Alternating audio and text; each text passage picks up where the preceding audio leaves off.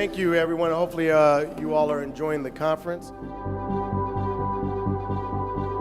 How do we shake students who are going to teach children to shake the stereotypical images that are so deeply embedded that it becomes their way of knowing and teaching?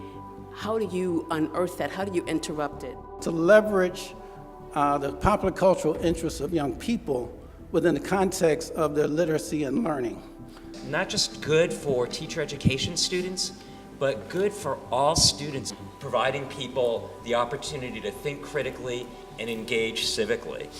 Providing the context for language literacy and research and activism. I realized that policy change, practice change isn't sufficient.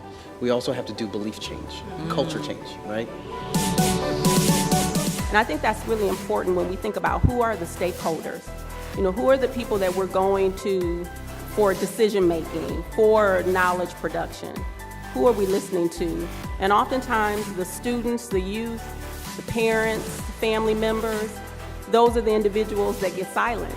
I've been working all 27 years on closing this knowing-doing gap. Conduct research and use research to be able to benefit students, families, and communities.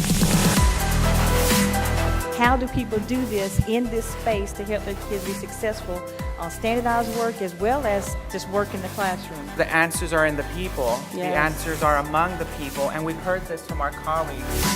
So I'm just reminded of the different communities, the different forms of communities, different forms of activism that is very much tied to the roles and responsibilities that we have, but also with the people that we work with.